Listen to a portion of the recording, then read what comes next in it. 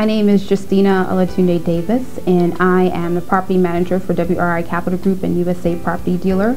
I'm originally from New York, attended college at Boston College, and moved to Atlanta in about 2006.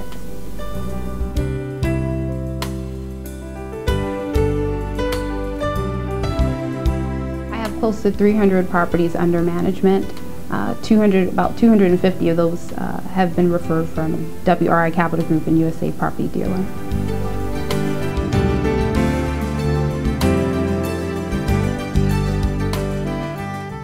Before the tenant moves into the property, we have them fill out an application, and on the application we ask for their rental history, employment history, and we do a brief credit check. For their rental history, we look to contact two previous landlords, just to get an idea of what kind of tenant the person was in the places they lived before. For employment, we look to see that the tenant makes about 3 times what the rent is going to be, so that the rent is not a burden on the tenant. And then for a credit check, what we look to see is that the tenant doesn't have any sort of rental collections on their credit report within the last about 5 years. Because sometimes when a tenant was younger, they might have had an issue with a property, but usually after about 5 years, you can see what kind of tenant they've been and make a better judgment call that way.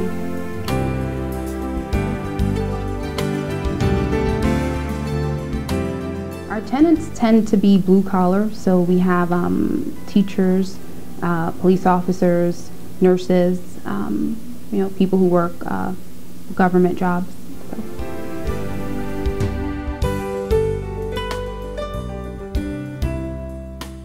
The thing that we look for is to see that the tenant can go ahead and fulfill their lease obligation. So the trend would be tenants who come in and they pay their rent and take good care of the property. So.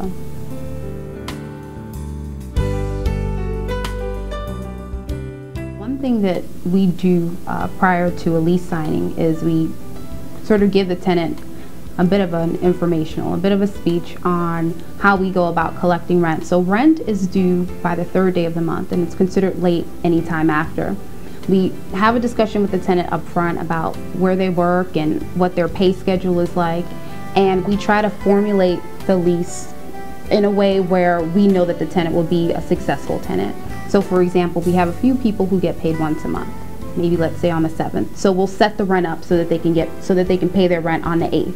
So the way that I think we do it before the tenant moves in helps us keep a really good rent collection with our tenants.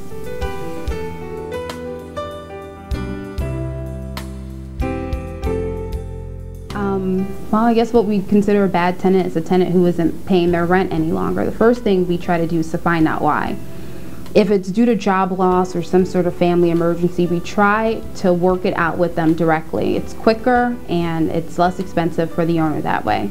So in that respect, we come up with a move-out date, and as the tenant is preparing to move out, we start looking for a new tenant.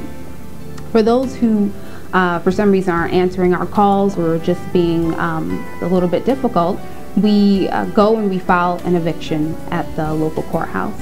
And what we have to do there is initially go ahead and file the paperwork, and then from that day the tenant has about 7 days to respond. Depending on whether or not they respond, we have a court date, and then from that point on we go ahead and schedule to have them removed at the sheriff's office.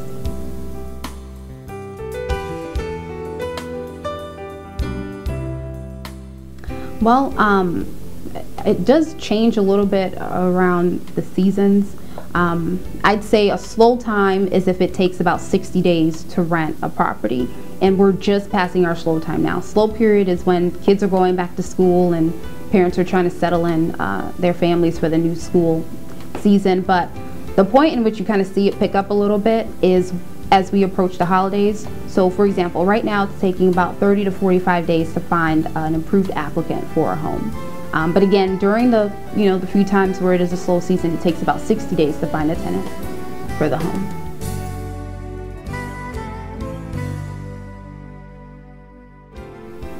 A lot of them are moving from lots of the larger cities around the country. So we have a lot of New Yorkers moving here, people from California, a lot of people from Detroit, Cleveland, And I would say a majority of the tenants that we rent to are not native to Atlanta.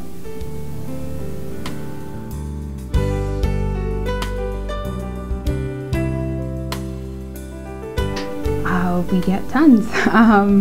One is how often they get paid. So when is the tenant's rent due and when do they receive their payment?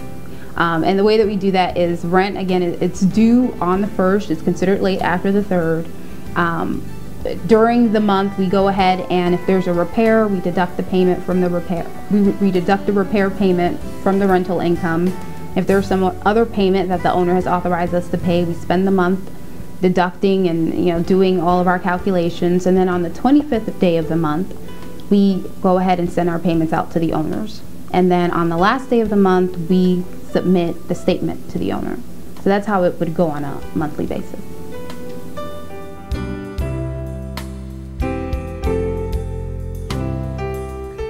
Tenant placement fee is 75% of the first month's rent.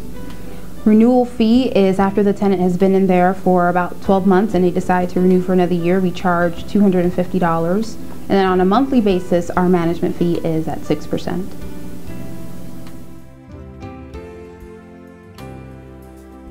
Thank you so much for watching this video. I wanted to take this time to invite you to come and visit Georgia, Atlanta, and meet our team and see what we feel is one of the better markets to invest in. You're really investing in a team, and I'd say we have the best team around. So again, you're welcome to come meet us and see what Atlanta has to offer.